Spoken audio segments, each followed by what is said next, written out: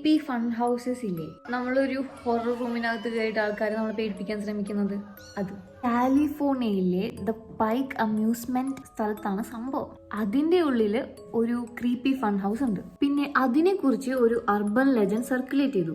എന്താണെന്ന് വെച്ചാൽ ആ ഹൊറർ റൂമിലെ എല്ലാ മാനിക്യൂൻസും റിയൽ ആണ്, പക്ഷെ ഒന്ന് മാത്രം ശരിക്കുള്ള മനുഷ്യനാണ്.